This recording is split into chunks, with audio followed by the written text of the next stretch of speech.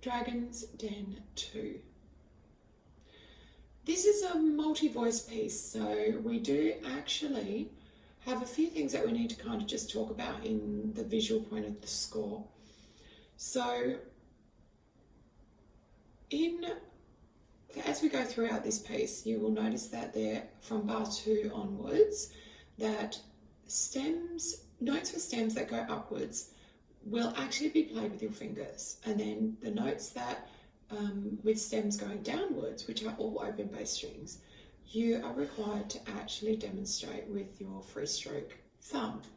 So when we have multi-voicing for guitar or classical guitar students and teachers and players, this is the way they kind of give you, I suppose, their secret code to let you know which you're supposed to do, if it's a fingers note or a bass note in the early stages. So in bar 1 though, when you look at the scoring, you will notice that there is no bass line. So the rules don't apply to that bar because it is just a melody. So if it's a melody, generally we would use index, middle, rest stroke in our playing of the piece of music. So I want to just go through and perform the whole lot for you first, and then we'll dissect it into 2 different sections. So here is the first presentation of the whole work. Here we go. If you can join me, go for it, please do. Here we go. Ready, and...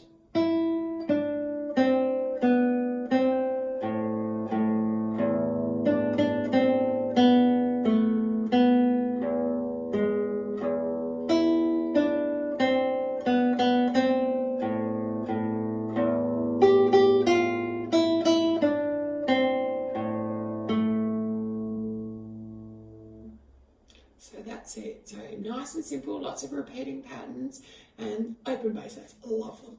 So what we're going to do is I want to just have a look at the open bass notes first, just so that people are comfortable.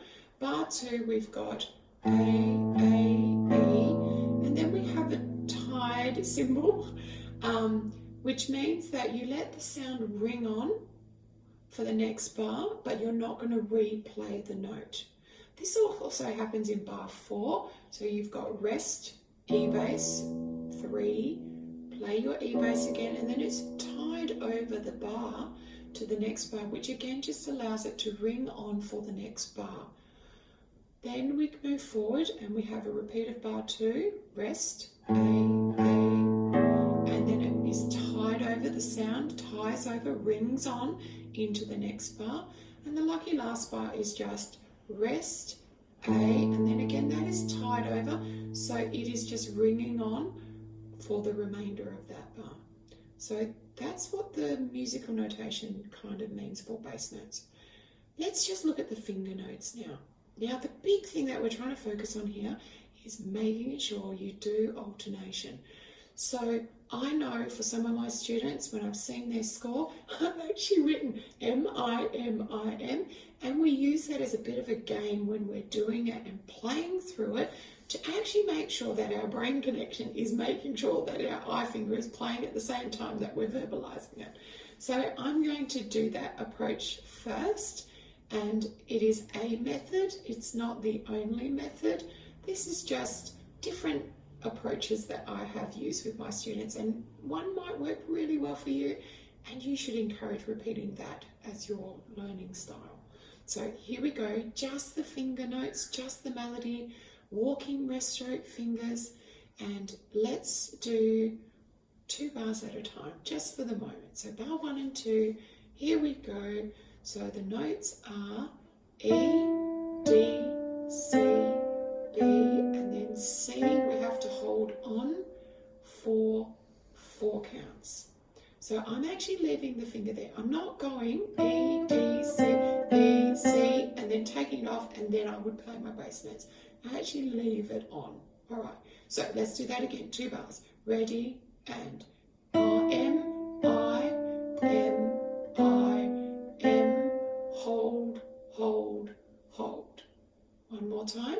Ready, and E, D, C, B, C, 2, 3, 4. Good. Bar 3 lots of students find quite comfortable. The next bar is the one, bar 4, that there's a new note, there's a sharp note, and some of you may not have had much exposure to sharps. So I'm going to show you where this sharp G is. So we usually play an open G. So to make it sharp, we put our first finger behind the first fret to play the sharp G. So bar 3 and 4 goes like this. Starting with our I finger, so we've got D, D, C, B, A, then we play open B, and then G sharp. So let's try that again. Ready? And D, C, B, A, open B, sharp G. Good. Now, bar 5 and 6. 5 and 6 is very similar to bar 1 and 2, but there's one rhythm difference. So let's have a look at 5 and 6. Here we go. Ready? And E, D, C, B, B. So that's the point of difference. Again, ready, and.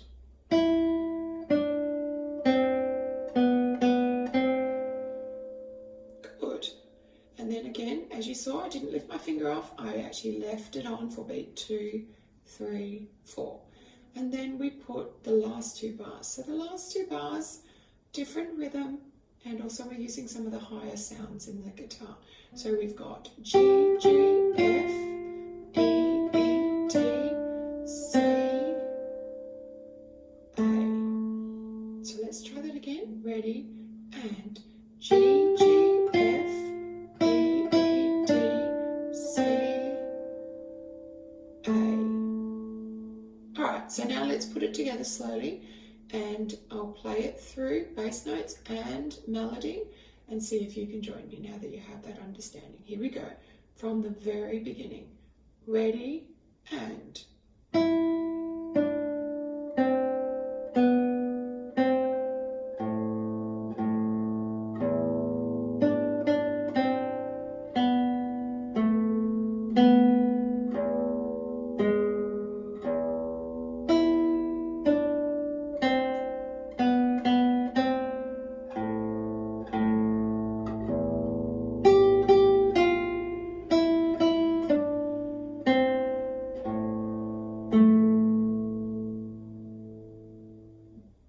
And that's how this beautiful little piece goes.